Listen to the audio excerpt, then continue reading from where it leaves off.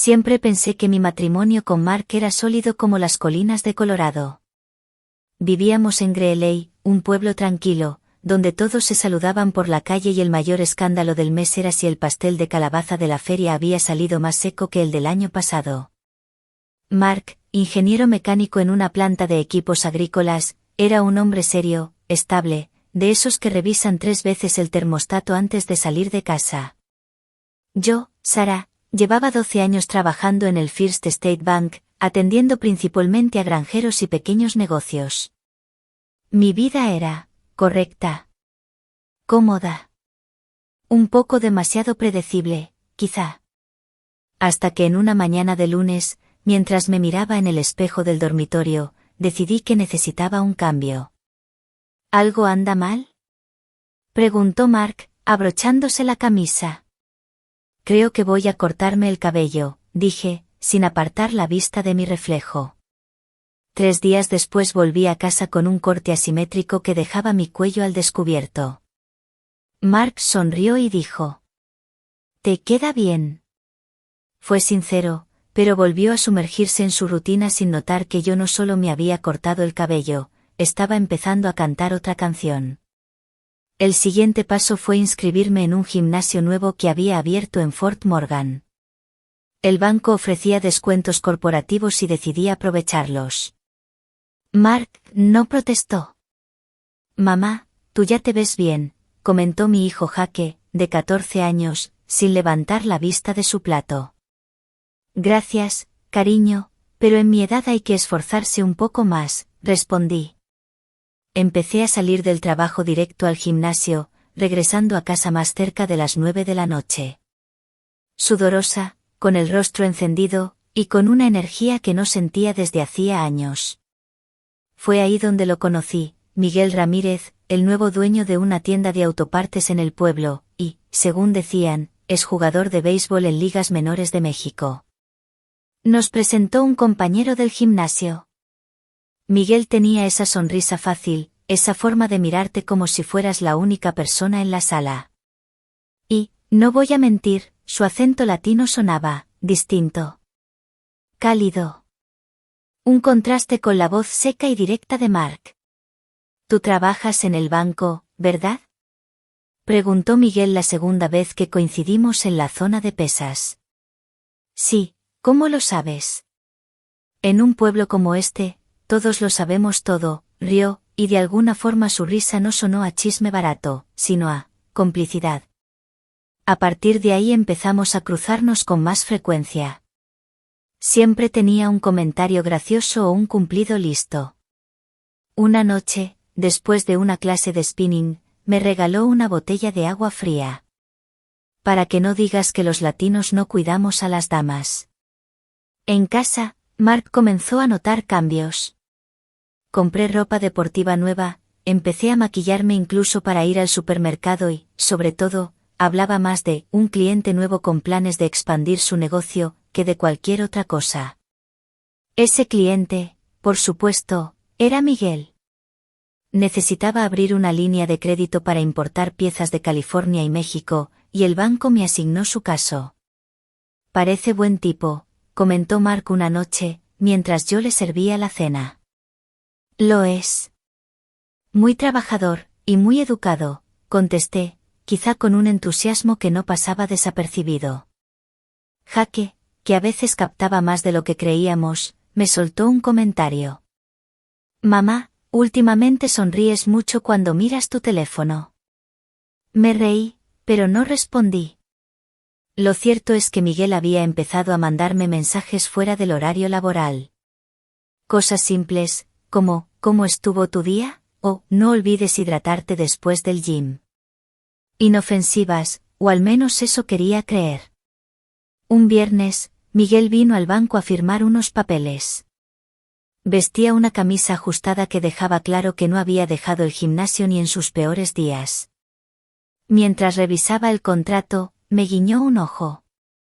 «Con una banquera como tú, uno firma lo que sea».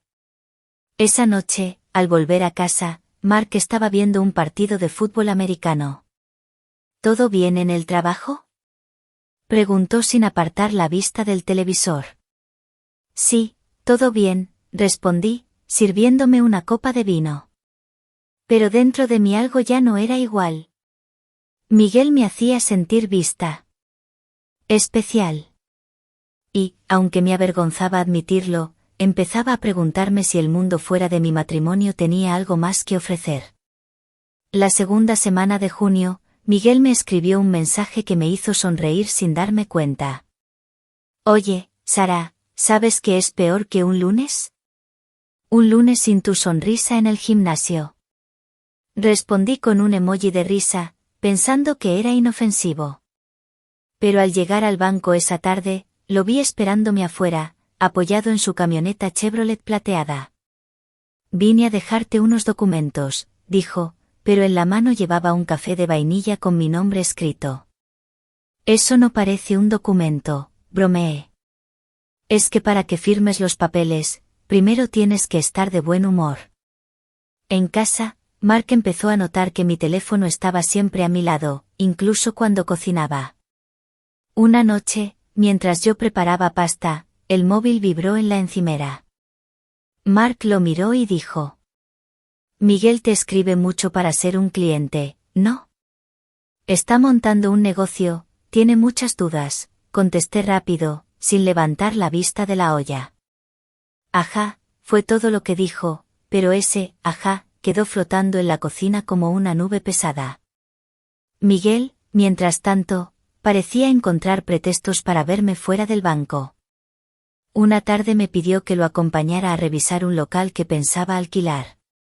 Eres buena con los números, y con ver si un lugar tiene potencial. Fuimos hasta un pequeño local vacío en la calle principal de Fort Morgan. El sol de verano entraba por los ventanales, y en medio del silencio él me contó historias de su infancia en Guadalajara, de cómo trabajaba desde niño para ayudar a su familia, y de lo difícil que había sido ganarse un lugar en este país. Aquí, algunos me ven y solo ven a otro mexicano más, dijo, bajando la voz. Pero yo quiero demostrarles que puedo más, que puedo tener éxito, a pesar de todo. No sé si fueron sus palabras o la forma en que me miró, pero sentí un calor extraño en el pecho. Mark nunca hablaba así, con esa mezcla de orgullo y vulnerabilidad. El sábado siguiente, mientras Mark y Jaque estaban en un torneo de pesca en el lago Jackson, Miguel me mandó un mensaje: voy a la feria del condado. Vente, te invito un funnel cake. Me lo pensé, 5 segundos. En la feria caminamos entre puestos de maíz dulce y música country mezclada con rancheras que salían de un altavoz improvisado.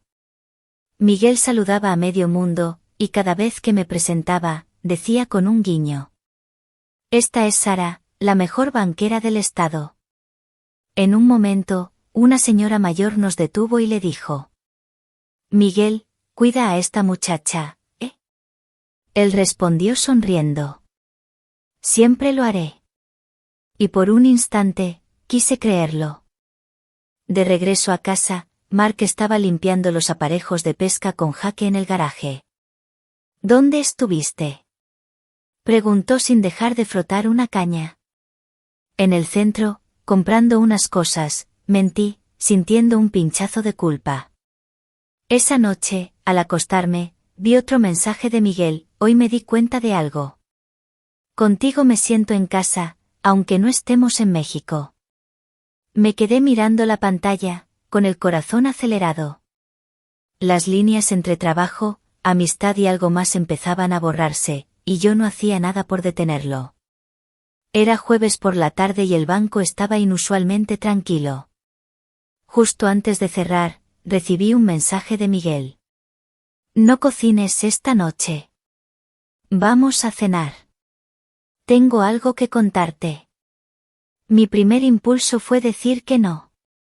Mark ya me esperaba en casa, Jaque también, pero mis dedos escribieron «¿Dónde?», antes de que mi cabeza pudiera intervenir. Me citó en un pequeño restaurante mexicano en Brast, a unos 20 minutos de Greeley. Al entrar, el aroma de cilantro fresco y tortillas recién hechas me envolvió. Miguel ya estaba ahí, con una mesa junto a la ventana y una jarra de agua de horchata.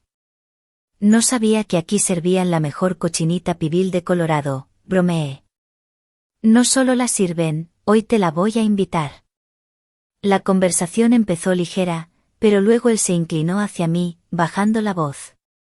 Hoy un cliente me dijo que nunca confiaría su dinero a un tipo como yo. ¿Qué? Me indigné. Sí, pero no me importa. Mientras tenga gente como tú que cree en mí, voy a salir adelante. Me tomó la mano, y yo no la retiré. No sé si fue el calor del momento, la luz tenue del local o su mirada fija, pero sentí que todo el mundo alrededor desaparecía. Después de cenar, insistió en llevarme a casa. Al llegar a mi calle, se detuvo una cuadra antes. No quiero que tu esposo empiece a hacer preguntas. Esa frase me dio un escalofrío. No tanto por lo que implicaba, sino porque tenía razón. Antes de despedirme, me preguntó: ¿puedo verte el sábado? Tengo que llevar a Jaque a su partido. Después del partido. No muy tarde. Ese sábado, Mark se quedó viendo televisión mientras yo iba al supermercado. En realidad, me encontré con Miguel en un parque al otro lado del pueblo. Caminamos por un sendero junto al río South Platte. Hablamos, reímos, hasta que, sin previo aviso, él se detuvo y me besó. Fue rápido, pero suficiente para dejarme sin aliento. Sara, no puedo fingir que solo somos amigos, susurró. Volví a casa con una bolsa de compras que ni siquiera recordaba haber puesto en el carrito. Mark preguntó: ¿te sientes bien? Sí, solo estoy cansada, mentí. Esa noche, en la cama, sentí que la distancia entre nosotros no era solo física. Y en mi teléfono, un mensaje de Miguel brillaba en la oscuridad. Ahora sí sé que vale la pena luchar por ti. Después de aquel beso en el parque, las cosas con Miguel se aceleraron. Empezamos a vernos 2 o 3 veces por semana, siempre con excusas para Mark, reuniones del banco, entrenamientos extra en el gimnasio, cafés con una amiga del trabajo. Miguel sabía cómo hacerme sentir especial. Llegaba con flores, no las clásicas rosas rojas, sino girasoles enormes que parecían atrapar la luz, o me sorprendía con tamales caseros que, según él, hacía su tía en Denver. Para que pruebes lo que es comida de verdad, decía con esa media sonrisa que me derretía.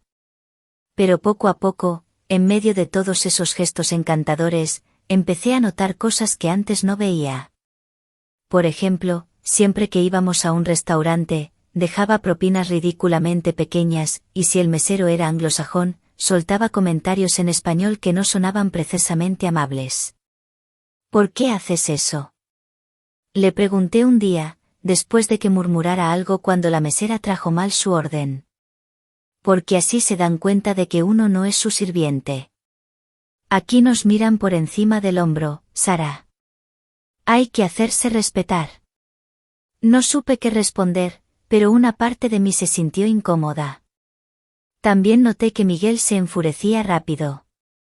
Una vez, mientras conducíamos por la autopista hacia Loveland, un conductor se nos cerró. Miguel lo siguió por 2 salidas, tocando la bocina y gritándole en español hasta que el otro se perdió entre el tráfico. No puedes dejar que te falten al respeto, repitió, como si fuera su mantra. Aún así, el lado encantador seguía ganando, de momento. Me llamaba por las mañanas solo para desearme un buen día, y me enviaba fotos de los progresos en su tienda. Incluso vino al banco para abrir una cuenta especial, porque confiaba solo en mí para manejar sus finanzas. Mark, mientras tanto, se volvía más distante. Quizá porque yo me había vuelto una experta en evadir sus preguntas. ¿Otra vez tarde? Me dijo un miércoles. Sí, Miguel, digo, un cliente, tuvo un problema con la importación de unas piezas. ¿Y tú eres la única que puede ayudarle? Soy la encargada de su cuenta. Jaque parecía percibir el cambio de ambiente en casa. Una noche, mientras cenábamos pizza, comentó: Mamá, últimamente estás más feliz, pero no es por papá, ¿verdad? Me atraganté con la bebida. Claro que es por papá. Pero esa misma noche, mientras Mark dormía, recibí un mensaje de Miguel: este viernes tengo algo especial para ti. Ponte ese vestido azul que tanto me gusta. No sabía qué me esperaba, pero sí sabía que no iba a decir que no. El viernes llegó con un calor sofocante, de esos que hacen que el aire en Greeley parezca pesado. Me arreglé con cuidado, tal como Miguel había pedido, el vestido azul que me había comprado en una liquidación de Denver, un poco más corto de lo que Mark preferiría. Me puse perfume y, por primera vez en años, me sentí nerviosa como una adolescente antes de una cita. Miguel pasó a recogerme en su camioneta. Estás hermosa, dijo, mirándome de arriba abajo sin disimulo. Ese color te hace ver peligrosa. En lugar de un restaurante o un evento, me llevó a un club latino en Fort Collins. El lugar estaba lleno de música, luces rojas y doradas, y un aroma a tequila que parecía impregnarse en la ropa. Me presentó a un par de amigos suyos, todos hombres, todos con miradas que evaluaban más de la cuenta. Ella es Sara, mi banquera de confianza, dijo Miguel, y todos rieron como si fuera un chiste privado. Al principio pensé que me exageraba, pero pronto noté que Miguel me estaba usando para presumir. Me pedía que me quedara a su lado, que sonriera para las fotos, que le sirviera de cara bonita, mientras hablaba de negocios con sus conocidos. En más de una ocasión, algún comentario suyo sonó más como una exhibición que como un halago. Con esta mujer a mi lado, cualquiera me da crédito, dijo a un tipo que parecía dueño de una flota de camiones. Claro, contestó el otro, riéndose. Y no solo crédito, compadre. La música estaba tan alta que apenas podía pensar. Miguel bailaba con una energía arrolladora, pero cada vez que algún otro hombre se me acercaba, él lo miraba con una mezcla de desafío y amenaza. Cerca de la medianoche, me pidió que lo acompañara afuera. Pensé que íbamos a tomar aire fresco, pero en realidad me llevó a la parte trasera del club, donde un tipo sacó de la camioneta varias cajas pequeñas. Son filtros de aire para el taller, explicó Miguel. Ayúdame a contarlos, ¿quieres? Pasé la siguiente media hora revisando cajas y anotando números en mi teléfono, con los tacones clavándose en el asfalto. Ya no era una cita, sino trabajo no pagado. Cuando terminé, Miguel me dio un beso rápido. Eres increíble. Por eso confío en ti. Me dejó en casa casi a las 2 de la mañana. Mark estaba dormido, pero Jaque me dejó un mensaje en la mesa: mamá, ¿vas a venir mañana a mi partido? Es importante. Me quedé mirando la nota, sintiendo un peso extraño en el pecho. Mientras me desmaquillaba, llegó un mensaje de Miguel: hoy estuviste perfecta. Con una mujer así, nadie me puede decir que no. No supe si sentirme halagada o usada. Después de aquella noche en el club, Miguel pareció convencido de que yo estaba dispuesta a todo por él. Y, para mi vergüenza, no estaba del todo equivocado. Una tarde de martes, me llamó justo cuando estaba saliendo del banco. Sara, necesito un favor grande y rápido. ¿Qué pasó? Uno de mis proveedores de piezas de auto no quiere enviar el pedido hasta que le transfiera el anticipo hoy mismo. Pero el banco donde estoy ahora está cerrado. ¿Puedes hacer la operación desde tu cuenta y yo te lo devuelvo mañana? Sentí un nudo en el estómago. No era una suma enorme, pero tampoco poca cosa, $2,000. Miguel, eso no es. Confía en mí, Guerita. Mañana mismo te lo devuelvo, palabra de honor. Acepté. Hice la transferencia desde mi teléfono, ahí mismo en el estacionamiento. Mark me escribió un mensaje: ¿por qué te tardas? Jaque tiene entrenamiento. Respondí: salgo en 5 minutos. Pero la verdad, me quedé en el auto otros 20, esperando que Miguel confirmara que todo estaba bajo control. Al día siguiente, me devolvió el dinero, en efectivo. Así nadie pregunta nada, dijo con una sonrisa. Empecé a darme cuenta de que sus favores siempre me ponían en situaciones incómodas. Me pedía que revisara contratos, que hiciera llamadas a contactos del banco, que consiguiera información sobre préstamos. Siempre con ese tono halagador. Eres la única que sabe hacerlo bien. En casa, Mark empezó a observarme con más atención. Una noche, mientras yo preparaba café, me dijo sin rodeos: Sara, ¿por qué tu auto estuvo ayer estacionado frente a la tienda de autopartes de Miguel durante 2 horas? Estaba ayudándolo con papeles del préstamo, respondí, intentando sonar casual. ¿Después del trabajo? Sí, había que hacerlo urgente. No dijo nada más, pero la forma en que me miró me hizo sentir como si hubiera visto más de lo que yo creía. Jaque también empezó a hacer preguntas. Mamá, ¿por qué estás siempre con tu teléfono? Antes hablábamos más. Me mordí el labio. Entre las demandas de Miguel y mis mentiras para cubrirlo, la casa empezaba a sentirse como un lugar donde estaba de paso, no como mi hogar. Un viernes, Miguel me pidió que lo acompañara a reunirse con un posible inversionista en Cheyenne, Wyoming. Pero no quiero que le digas a nadie. Los negocios se manejan en silencio. Acepté de nuevo, y ese viaje sería la primera vez que sentí que estaba metida en algo más serio, y quizás más peligroso, de lo que quería admitir. Salimos un sábado temprano, con el cielo todavía cubierto por nubes bajas. Miguel manejaba su camioneta con la música norteña a todo volumen. Decía que en Cheyenne nos esperaba un inversionista serio, que podía darle el empujón final a su negocio. La carretera se extendía recta, atravesando campos secos y vacas dispersas. Al principio hablábamos de cosas ligeras, pero cuando pasamos la frontera de Wyoming, su teléfono empezó a sonar sin parar. Contestaba en español, con un tono cada vez más tenso. ¿Problemas? Pregunté. Nada que no pueda manejar. Al llegar, estacionó en un aparcamiento vacío detrás de una gasolinera vieja. Un hombre alto, con gorra y chaqueta de mezclilla, se acercó. No parecía un inversionista, más bien alguien acostumbrado a moverse en trabajos que no se anuncian en LinkedIn. Empezaron a hablar rápido, demasiado rápido. No entendía todos los detalles, pero capté palabras como entrega, plazo y garantía. De pronto, el hombre dijo algo que hizo que Miguel diera un paso adelante, elevando la voz.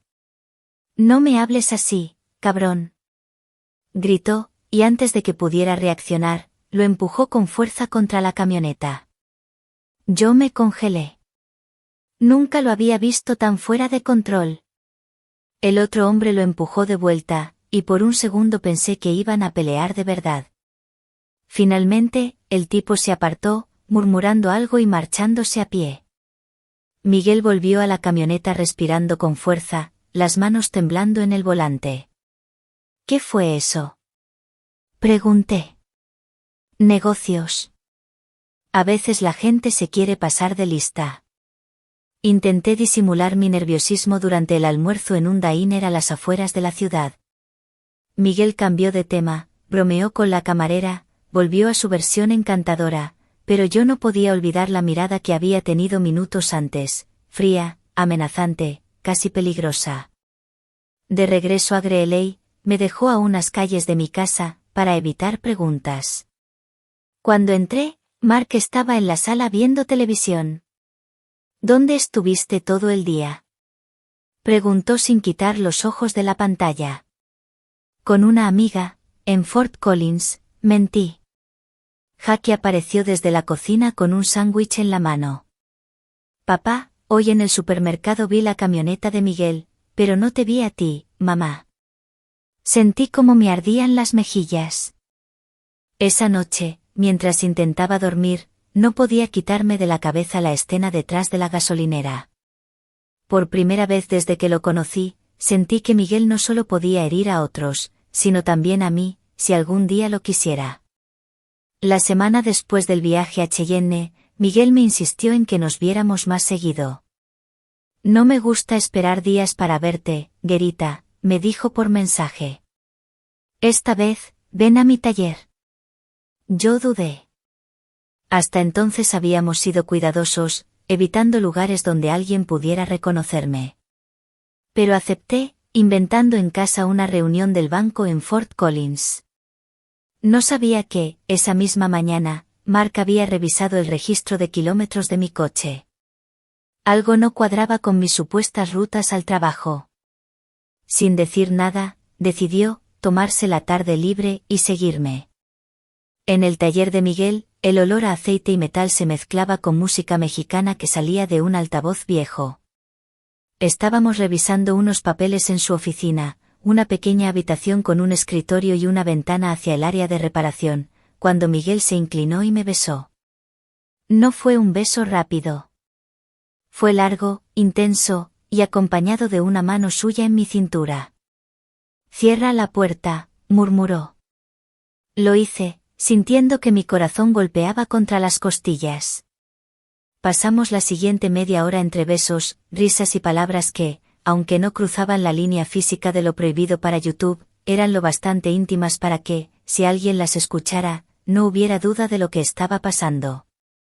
No sabía que, afuera, Mark había estacionado su camioneta a media cuadra, observando. Cuando me vio salir del taller con el cabello algo revuelto y una sonrisa que no le dedicaba a él desde hacía meses, encendió el motor y me siguió a distancia hasta que llegué a casa. ¿Cómo estuvo tu reunión?, preguntó esa noche, con voz neutra. Bien, productiva, respondí, sirviendo la cena. ¿Y Miguel?, dijo, mirándome fijo. Casi se me cayó el plato. ¿Qué tiene que ver Miguel? No sé, pensé que tal vez estuvo contigo hoy. No contesté. Me limité a sentarme y cortar mi comida, evitando sus ojos. Pero sentí un frío recorrerme la espalda. Si Mark había llegado a decir su nombre así, sin rodeos, era porque sabía algo, o lo sospechaba todo.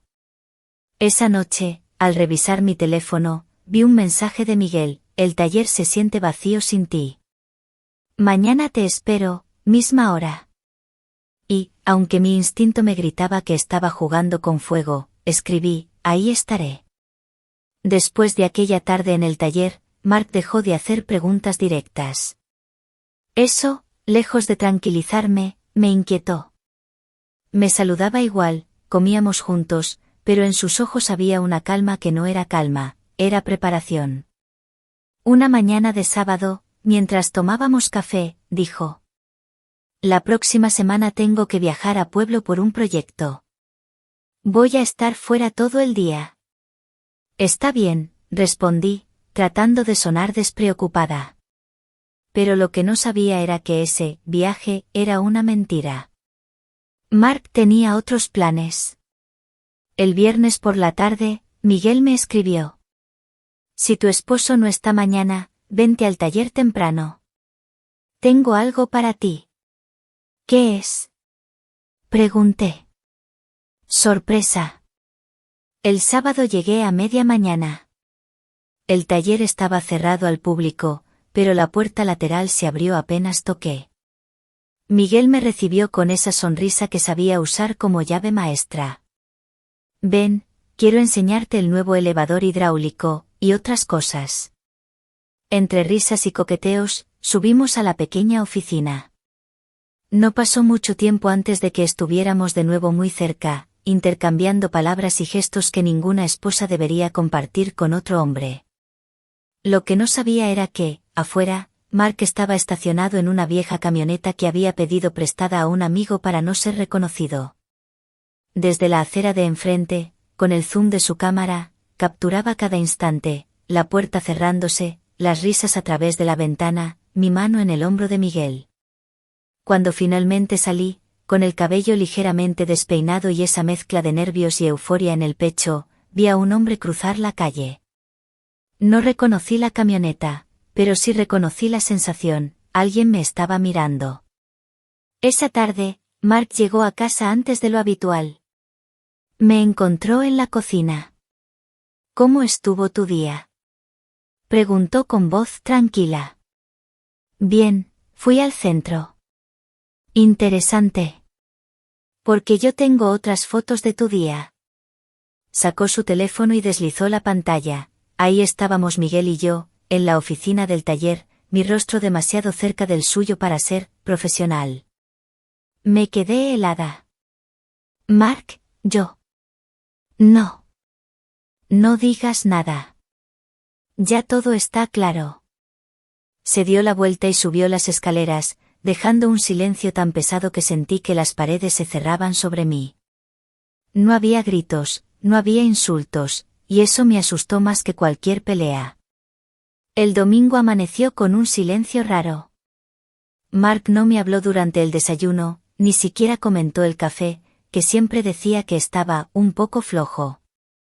Jake tampoco parecía saber qué decir, así que se encerró en su cuarto. A media mañana, Mark salió sin decir a dónde iba. Regresó un par de horas después con una carpeta y una caja de cartón. Me las dejó sobre la mesa de la cocina. Es todo tuyo, dijo, y se cruzó de brazos. Dentro de la carpeta había copias impresas de las fotos que me había mostrado la noche anterior. También estaba la escritura de la casa, con una firma de venta pendiente. ¿Qué es esto? Pregunté, sintiendo que la voz me temblaba. Es un trato.